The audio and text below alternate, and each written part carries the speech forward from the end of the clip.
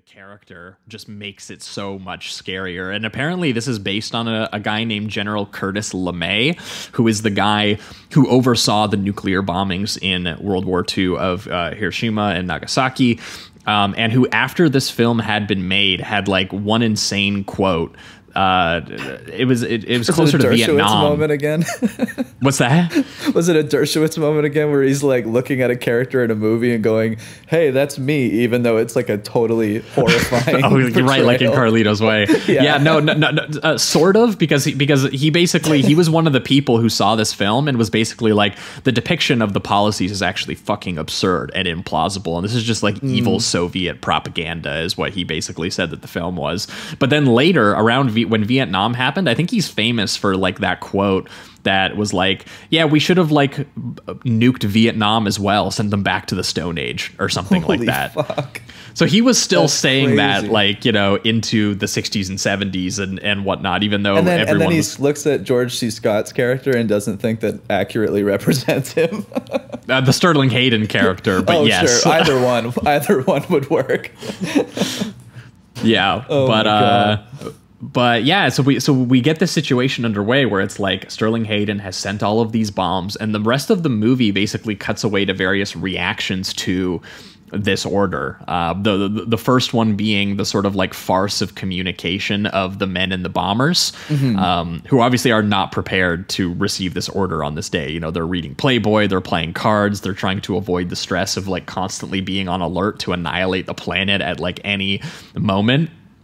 And the central character in this, which was supposed to be played by Peter Sellers, is Major King Kong, which is a hilarious little bit of obvious symbolism on Kubrick's part. You can imagine a giant ape climbing the city and deciding to destroy things. That's what he is cast here in Slim Pickens from Blazing Saddles, and also the Marlon Brando Western One-Eyed Jacks, who apparently was actually, I think, the second choice after Sellers denied it. They offered apparently this to John Wayne at one point, which would have been fucking insane. Can you imagine that image of John Wayne like riding a nuclear bomb as it hits Russia?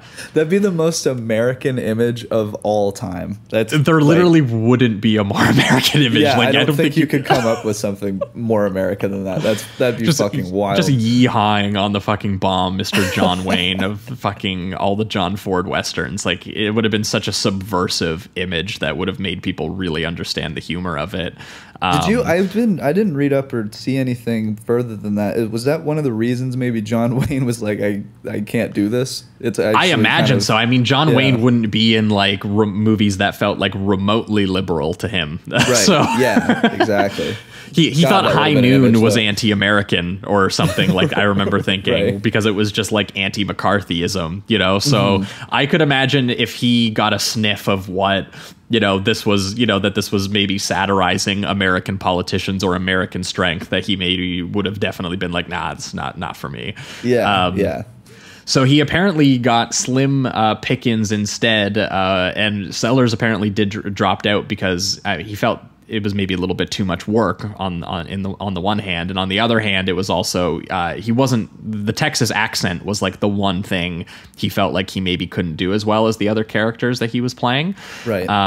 So Slim Pickens as Major King Kong gets to just be the most like Texas man of all time. He's like, I don't want no horsing around on this here aeroplane.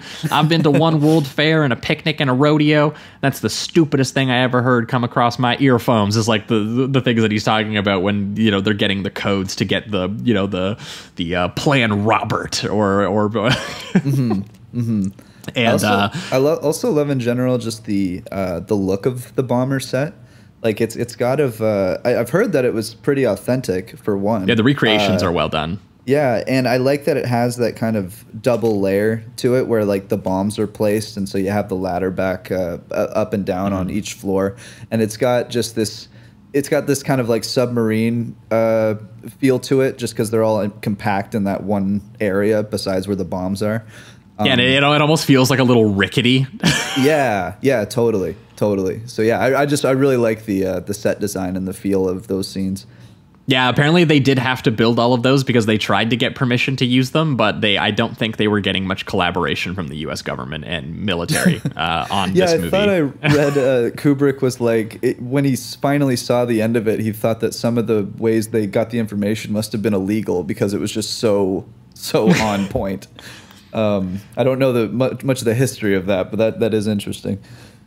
Yeah, because they were doing a really good job with the recreations of the bomber planes, while also giving these characters like ridiculous situations, like having Slim Pickens, who who apparently didn't know that this was meant to be a comedy and was actually it's kind of the thing of like movie legends. No one's sure exactly how true this is, but like supposedly Kubrick only gave him the script for his scenes. So he basically, so he didn't get the rest of the movie. He was just like, yeah, you guys are just like a bomber plane who are trying to drop a nuke. And you don't even know, like, they didn't even specify that he was like the only bomber plane that was going to be dramatized. He might not have even known how much of this was going to get used. Right, yeah. And but the character feels so absurd, but everyone just goes, that was just Slim Pickens. He showed up like on set in the cowboy hat, speaking the way that the character speaks, and that was basically just who he was. When he's saying lines like, "Well, boys, this is it. Nuclear combat, toe to toe with the Ruskies." It was authentic. As when the Saints go marching in and the drum and trumpet lines start like kicking in, and they're trying to do this, he's reading through the top secret like attack profile that's like kept in the safe at one point, and just how needlessly complicated and deliberately confused